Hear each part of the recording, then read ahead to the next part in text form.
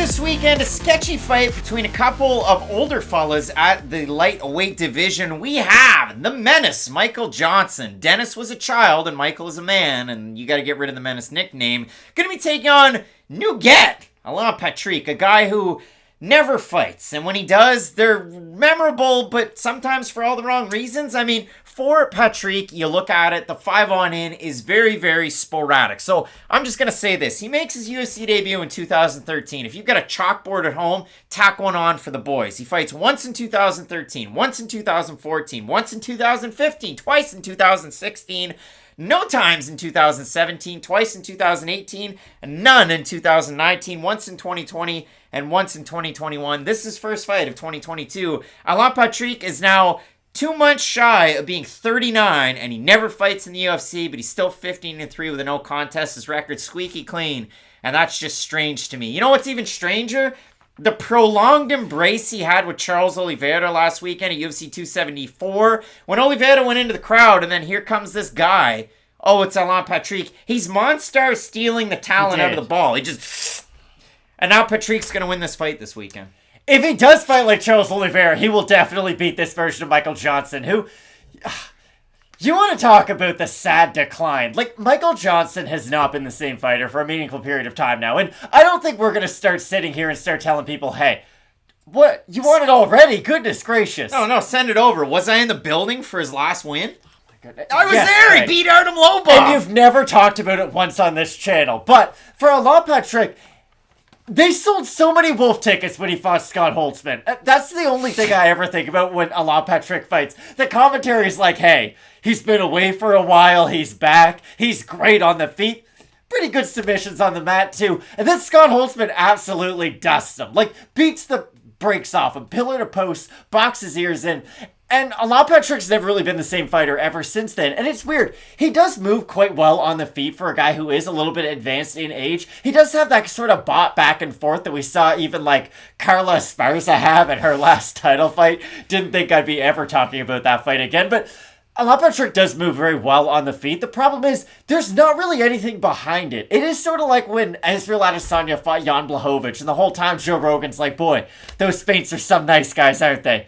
I really like that feint. He's talking about the feints, and feints are great, but you need something after the feints. A feint is to set up a strike afterwards, and for Allan Patrick, he's doing a lot of really good movement on the feet, but he's not really setting anything up with his own movement, and to me, it's a lot of wasted movement, especially for a guy his age who does slow down as fights go on. He does stay very bouncy on his feet in that first round, but in the second round, a little bit more flat-footed. In the third round, a lot more flat-footed. And the strange thing is, when you're trying to break down a Michael Johnson fight at this stage of his career, again, not to harp on everybody at ESPN, but it's like every single morning radio show for like the NBA. Is James Harden going to look like MVP James Harden? No. There's enough of a sample size now to where I strongly doubt he's going to go back 6 years and become the athlete he once was.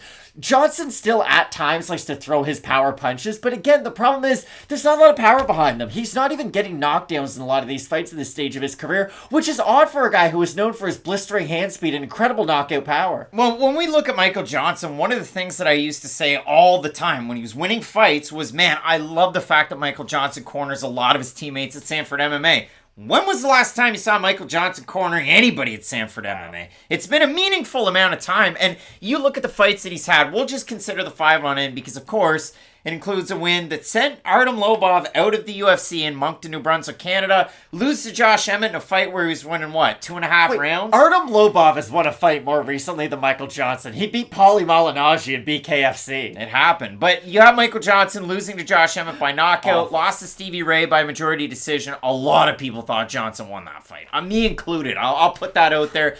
Lost to Thiago Moises, where he had a great first round, and then he got caught in the heel hook in the second round. Then he lost to Clay Guida. And it's not just that he lost to Clay Guida. I have the numbers from that one. All three judges scored at 30-27.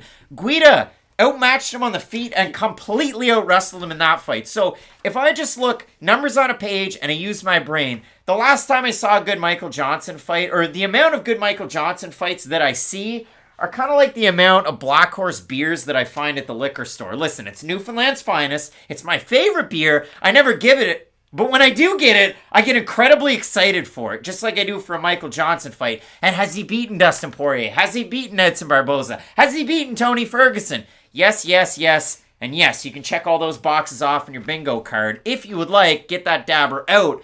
But when it comes to Michael Johnson, or when it comes to my sweet, sweet black horse from Newfoundland, it's just not all that often that I get what I want. And for Allan Patrick, you look at the big wins that he had, and we just talked about Stevie Ray, but if you consider them, the fight that he had against Damian Brown took him down 5 times in that fight. The fight against Stevie Ray, he had 5 takedown attempts. The fight again, or 5 takedowns landed. The fight against Damir Hadzovic, he took him down. I don't know why I said Hadzovic, like Hadzovic, but he took him down 9 times in that fight. So if Patrick is rolling, he's not really good at holding guys down. He's very much submission over position, but he is a black belt on the mat. For Michael Johnson, poorest takedown defense over his entire UFC career. But again, blistering hand speed, very, very good with his volume. That's really the tail of the fight. Michael Johnson's the DeMarcus Cousins of the UFC. I'm sorry, but it's true. His peak was good. It was short, but it was pretty good. They got a lot out of him when he was good. But the decline's been going on for a while, and we only really brought up his last 5. Like, I know he's 1-4 in his last 5. It's been rough his last 10. Like, Michael Johnson has not had a sustained period of success in a really meaningful period of time. He beat Andre Fili and Artem Lobov to end a 3-fight losing streak. To be fair, it was to Khabib Nurmagomedov, Justin Gaethje. He looked terrible in Darren Elkin's fight in his initial fight down at 145. I thought he lost to Andre Fili. He beat Artem Lobov in what was a fairly close fight, to be completely honest. It was awesome.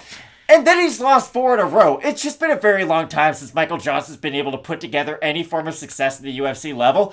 I don't love that I'm picking Allan Patrick in any UFC bout whatsoever, but I do think he's going to be able to beat Michael Johnson. Johnson doesn't really even look like he has the desire to be at the UFC level anymore. He doesn't look like the same guy he used to be. Matt Allan going with the former Betetti Combat Champion. I never thought I would. A guy who has 444,000 Instagram followers. Allan Patrick, the definition of big in Brazil. We have a look at the odds for this one. Patrick opened a plus 110 favorite, roughly there. Michael Johnson at a minus 140, minus 135. Depending on the site, the over-under on the Tapology is priced as it is to you. I'm going to go way off the board, and I bet you it's over. I'm going to say 70% Michael Johnson. Probably because the name value. Look at that. 508 total votes, 75% Johnson, 74% by decision. For the 25% that have Allan Patrick, 74% by decision. Allan Patrick looked terrible against Mason Jones. Bad. Who's so much bigger than him in his last fight. Mason Jones was on his way to win that fight, and then the eye poke ended it. And instead of giving it a DQ and a win for Allan Patrick, somehow it was a no contest. You're not supposed to put your finger in somebody's eye, especially if it ends the fight. But that's what we got out of that one. Patrick looked bad. He's old. He's almost 39. Michael Johnson, a couple weeks away from his 36th birthday. I have Allan Patrick in this fight. The confidence level doesn't feel good saying it, does it? Oh, it feels terrible. I think he's going to work the wrestling, work in his submissions. I think if it's a stand-up battle, Michael Johnson still has the volume to win a fight like this, but neither guy is going to be fighting for the title or a ranked opponent anytime soon. Another fight that you watch with your pop and your popcorn, or you run to the store to grab more. Last other sport reference, Michael Johnson's like Cody Bellinger. Like, at one point, it was great all across the board. Now people are like, hey, he's really good at defense. It's like, okay, that might be the case. Like Joey Gallo. But Bellinger at least won MVP. Gallo only made 1 All-Star game. Like, Bellinger was great, and now he's only known for one very small part of his game. Michael Johnson was great. Now he's kind of known for his boxing, but his wrestling really hasn't been great at the UFC level. Big time fight coming up this weekend at lightweight. Both of us regretfully going already. I'm saying that. You're not wrong until Saturday night with Allan Patrick. Let us know down below in the comments section if we're absolutely buck wild. We have a big time main event coming up at light heavyweight between Jan Blachowicz and Aleksandar Rakic that you're not going to want to miss. Keep it locked in with Fight Night Picks. We always say, let's get into it.